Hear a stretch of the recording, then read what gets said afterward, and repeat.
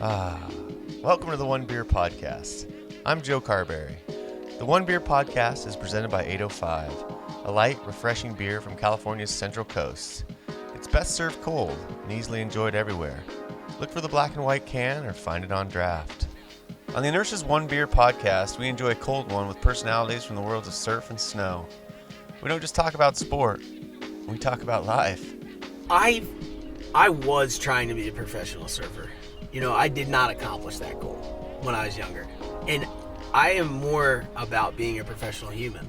You know what I mean? Like, the journey for me isn't like, oh, I'm going to go there, get the gnarliest wave, look the coolest. You know what I mean? Like, the journey for me is like the actual journey. Like, there's no goal of like, oh, I'm going to go here so this can happen for me. You know, or like, the journey for me is like just being like, okay, I'm here and this is what's around me and look at these people. These people are awesome. Like, these dudes surf Lake Erie for real. They do it. They really do it. That's their wave. And like the dude in Montana, he shreds Montana for real. And for me, that's the magic. Thousands of YouTube views, Instagram likes galore. Thanks to his homemade video series, Ben Gravy is a bit of a viral sensation in the surfing world. But perhaps underplayed is his ability to connect with people, which is what the serial vlogger says his journey has been all about. Of course, that's oversimplified. There's much more going on with him, like simply loving to surf. But after riding waves in every U.S. state, he's definitely experienced most aspects of American surfing culture. Today, Ben joins us on the One Beer Podcast. And while he didn't have a beer, I drank for the both of us, we got to know one of the greatest everyman surfers the world has ever seen. I'm stoked. All right. I'm here with Ben Gravy. So glad to be here. Finally catch up with the man. And what's in the name? I wanna ask you about Ben Gravy, the moniker. Where did you come up with Gravy? Moniker. That's funny you said that. I actually learned that word yesterday. Lessons in vocabulary. Never heard it before, oddly enough. All right, so not as exciting as you would imagine, but when I was in high school, I was in a punk band. It was called Lou Sassel and the Chainsmokers. And we pretty much, I did like hardcore punk, and then I would like rap. And I loved like breaking it down and rapping. And my guitarist used to always go, chicka chicka bang gravy, like Slim Shady. But my last name is Grafe, but he would just do gravy because it flowed with what he was saying. And it stuck from there, probably when I was about 15 all the way through, and I always hated it. And then one day, it's like any good nickname, you hate it. You know what I mean? And then one day I just embraced it, and that's what it was. And when Instagram came out, I was like, well, I'm not going to make it Ben Grave. It's so boring. You know what I mean? So I'll just make it Ben Gravy. And then all of this happened, so now I'm Ben Gravy. That's actually a pretty good story. Okay. That's not bad. That's really it's funny. Yeah, that's good, man. I've told it so many times that it doesn't feel that good, I guess. I guess who could like, I mean, who could say that they came up with their name from a rock band? Not many people, you know. Yeah. I guess. So out here on the North Shore, you've been here a couple times, right? Yeah, definitely. How was the surfer pole experience for you? This is your first nomination. Seemed like a pretty rad deal for you. Yeah, surfer pole was amazing. Like I really put no expectations on it going in. I thought there was a slim chance that I could win. And we went into it. I was pretty nervous, but like the whole thing, how they did it, like they make it a big deal. Like when you go there, it feels like a big deal. And it was really cool. It's honestly a total honor to even be a part of it. And I'm just really stoked that Surfer Magazine has like shown respect to the vlog. You know what I mean? Because for a little bit of time, a lot of the magazines were kind of, you know, like a little bit like, what is going on like with these standoffish vlogs? You know what I mean? So it's cool. They added the Battle of the Vlogs division, and Jamie won, and honestly, he deserves it. He's been nominated 10 years in a row for a web series, and he's never won. So he, I think it's pretty cool for him. Like when they actually brought it to fan voting, he got a surfer pole. He finally got his surfer pole award. So I'm stoked for him. He gave me a really awesome shout out in his speech, which is a total honor, and it was a good experience, dude. It was cool. Well, on the subject of vlogs, I guess it's like your journey has been so kind of different from other pro surfers, you know? I mean, and I think a lot of people can really relate with it, and that's why you just have so many, you know, followers on YouTube and Instagram and that sort of thing. But why, you know, can you talk about your journey a little bit, and how has it been kind of a crazy? It seems like it's been from the outside. It's like this has been a crazy road. It's been a crazy experience. My life. You know, there's so many ways that I look at it, and kind of my life is actually, it makes me believe in a few different things, and one of them is fate, and like stuff was meant to be. You know what I mean? But so I started out classic pro surfer, aspiring pro surfer. You know, I did ESA, NSSA. I competed in Easterns Nationals. I started doing junior pros in the QS. You know, I did the QS for like 3 years. And then when I was 19, my sponsor, the company went out of business. It was called Alliance Clothing. I don't know if you remember that. But so I had already enrolled in film school because film has always been a passion of mine. You know, I got my first video camera when I was like 7. I've been making movies ever since. And my whole life I wanted to be a director, but I've also had this, you know, like absolute love for surfing as well. And it's funny because 10 years ago, you know, you couldn't actually be a director and a surfer, barely, you know, like not everybody could, you know, but now with YouTube you can. So I enrolled in college, and I kind of just fell off of surfing. I stopped doing contests altogether. And for a couple of years, I really veered away from surfing. I pretty much quit. You know what I mean? And through college, I started just like raging pretty hard. And then after school, I started working in the film industry. I was actually like a professional editor. That's what I did to make my money. And I was just like hardcore every night of the week, getting drunk as hell, just hardcore drinker. So pretty much, to make a long story super short, when I decided to quit drinking, I started my vlog, and I knew I needed a life change. Like my habits had gotten so bad that I needed to change my life. So I started the vlog to occupy my time, and I didn't even expect it to be a surf vlog. I was like, dude, I'm never being anything in surfing. I'm just going to vlog about my life. Like, and the surfing just came with it, because surfing is one of the things I did therapeutically to keep me sober as well. So I started surfing every day and vlogging every day to keep me sober. And naturally, because I've been doing novelty waves since I was, you know, one of the first novelty waves I ever found was my wave El Slamo. I've been doing that since I was like 10 years old, you know. Always trying to find like super weird and just like interesting different ways. It always intrigued me. But I started filming novelty waves in the vlog, and those were the videos. Like, I'd be getting like 1,000 views on my just daily life, and I would go film a novelty wave and it'd get like 10,000 views. And I was like, whoa, like this is what people want to see. So I started chasing the novelty waves, and along with that came the 50 states, because I just started. And I want to get to that 50 states thing too, but yeah, keep going. Yeah, and I realized that that's what people wanted to see, and then it's been almost 4 years since I started vlogging, and I don't know how, but I have a full resurgence, and I have a surfing career somehow, and bada bing, bada bang. It's cool though. It's sick. Like, YouTube changed my life. This vlog changed my life. And I always say that I ride for Wave Bandit, which is part of Cat Surf, and I say that I'm probably the first pro surfer to ever sign their first contract at 30 years old. So, yeah, I did a roundabout.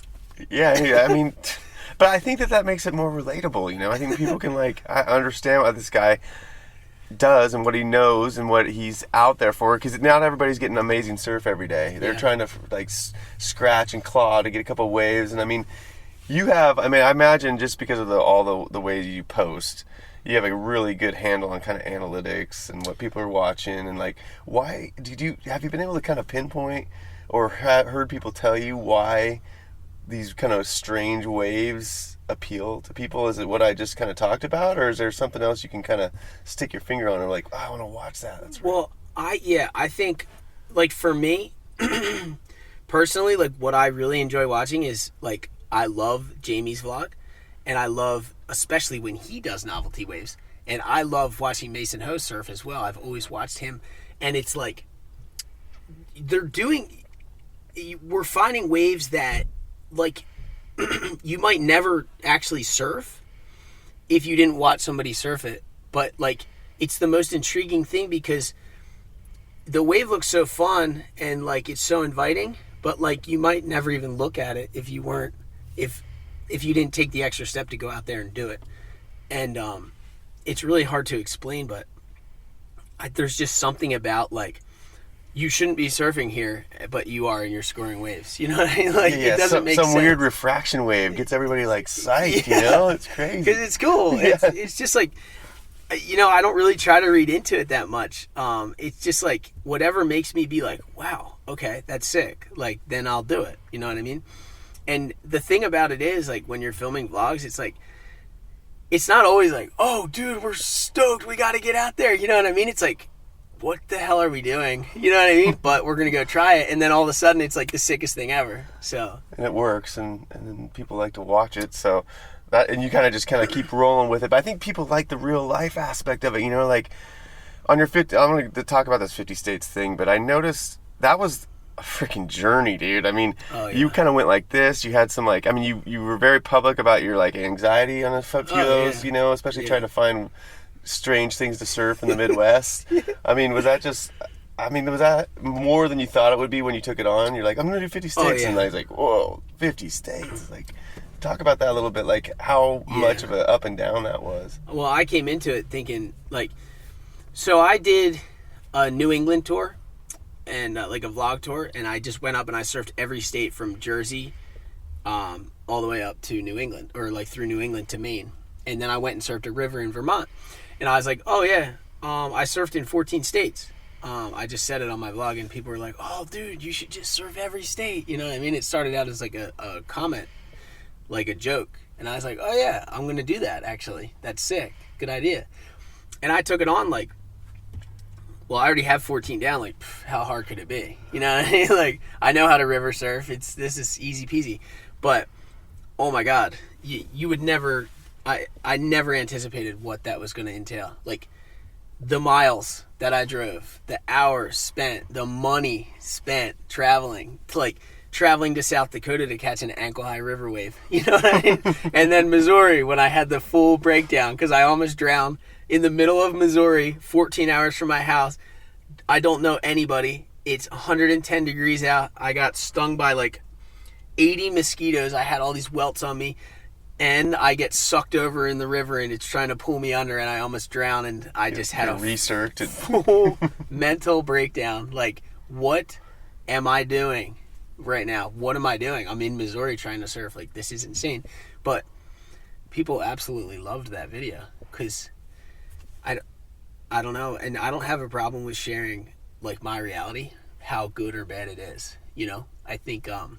people love warts. I think they can relate to warts. You know, like the blemishes. Yeah. Everybody's got them. You know. Well, I think it's important, and I think that it's important to show like real life. You know what I mean? Mm-hmm. And like I don't have a problem with showing any aspect of my life because I appreciate that from other people too. You know, when people are honest, and sometimes people come up to me and they tell me really heartfelt stories about how my vlog has affected them.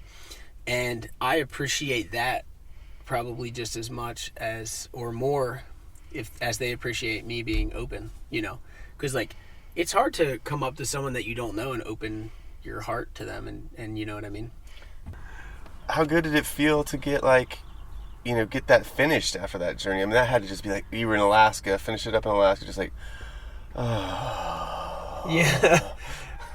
So, like, for me, like, I never really did anything like that before. Like, I never worked that hard for anything. And when I finished it, it taught me so much because it wasn't, I learned that, you know, like, achievements aren't clean.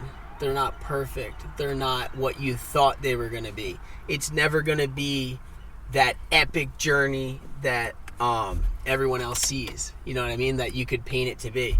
When I finally finished it in Alaska, it was like the biggest relief ever, because that was looming over my head for 3 years. You know what I mean? And when I first started it, you know, I had no money. I had no sponsors. I was making a little bit of money off my YouTube channel, and I was just full commitment, but like I didn't know how I was going to finish it. But it like everything happened how it was supposed to, I feel like, and everything came to me when it needed to. And by the end, you know, I was blessed enough to, these guys, this documentary crew, actually flew me to Alaska for me to finish my 50th estate, which is really cool. You know what I mean? Well, do you think maybe we should talk about this documentary? I know you're doing it with out of a shop in Vermont with Russ. So you guys, Yeah. So can we talk about that a little bit? We can talk a little, yeah. Yeah, looking forward. There's not much. I mean, there's going to be coming out in 2020. We're hoping. But yeah, these guys. I met the guys from Wind and Wave Surf Shop, like in Vermont when I started my river tour, or my 50 states thing, and they have been supporting me for like 3 years. And the owner Russ, he wants to try to get into making a documentary. So he really believes in my story, and they found a production company, and they it's called Auxiliary Channel, and they're charging it. So Sick. it's been cool. Yeah, we've been filming for actually a year now. So I don't know when the release date is. I think they're aiming for Sundance. I don't know. Well, you're a worthy subject, I'd say, after everything you've gone through. I mean, you. one more thought on that 50 states thing. You got to tell me, best non-ocean wave you surfed on the whole journey. I got two. I have to break it down into two. So best, most surprising. Oh, they're both really surprising. Okay, best river I surfed was in Montana. Yellowstone. It was actually, that was too full. Okay. The wave at Yellowstone was the river was it was too high. So I met this guy, his name's KB, and I can't remember his company's called Strongwater. Yeah. So he took me to like a secret wave. And he literally didn't pin it or anything. He made me follow him. And we're in Montana in the mountains, you know what I mean? And I was just tripping out. We literally parked in a cow field. And I was like, dude, is this legal? And he's like, oh, well, you know, I don't even know who owns it. And then we walked a mile into the woods and show up, and huge wide river in Montana, just flowing heavy, the most terrifying thing you've ever seen. And there's this little white cap out the back, and I couldn't even tell what was going on, but KB jumped in, floats down the river, hits the white cap, he gets up, and it's a 3-foot wave, and it's just this right, and you can just rip it to eternity.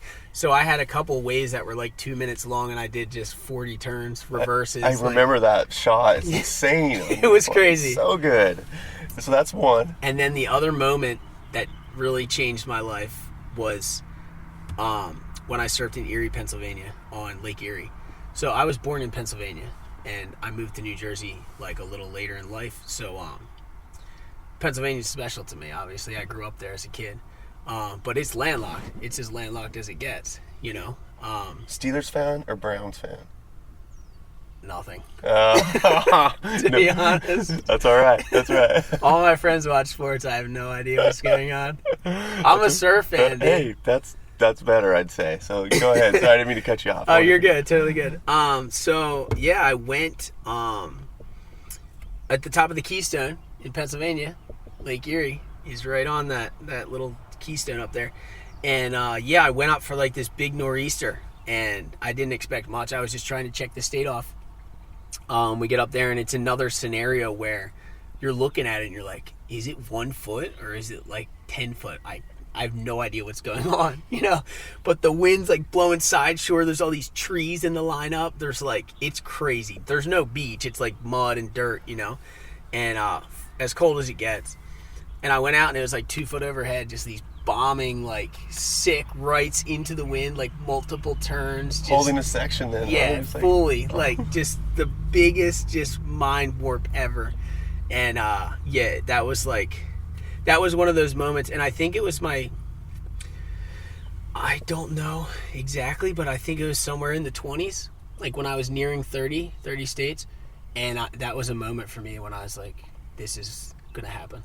Like, I know it. You're going to finish this thing. Yeah. So you kind of got over over the hill and going down the other side. Exactly. Yep. So, I mean, you're from the East Coast. I wanted to ask you something kind of funny. Like, we hear from brands sometimes about this West Coast bias, and like media and everything. They're like always letting us know, like, hey, is that real? Do you feel like it's real?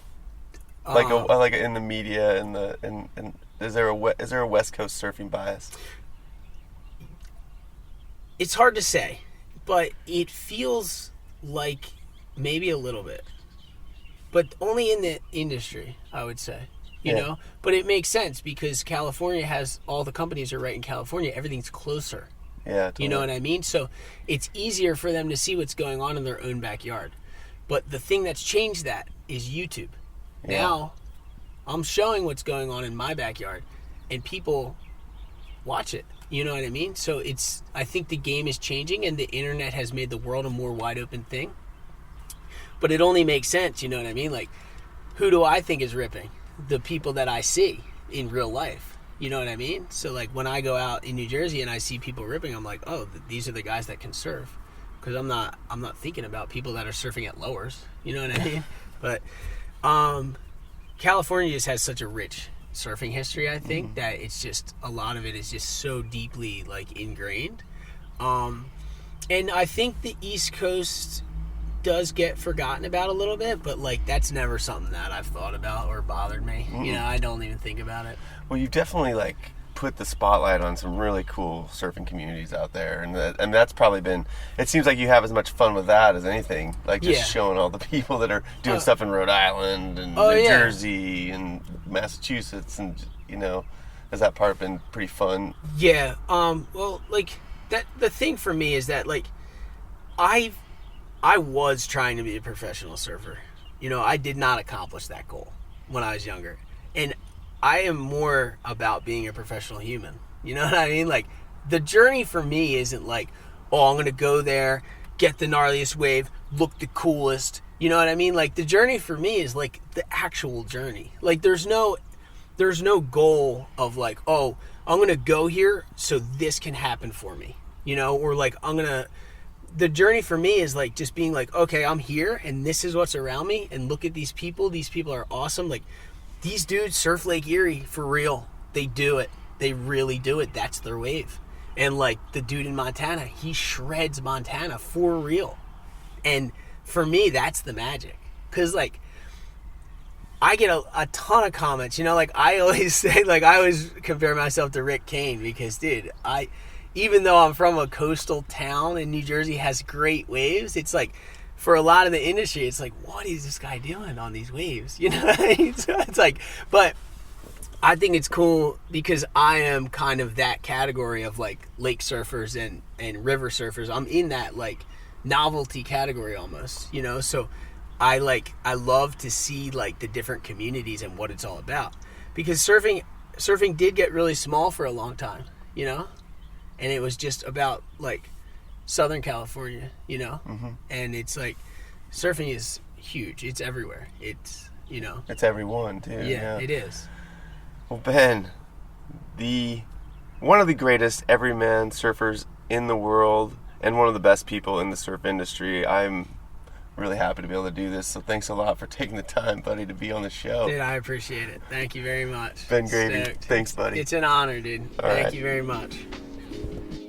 Thanks for listening to the One Beer Podcast. 805 Beer would like to remind you to drink responsibly and chill.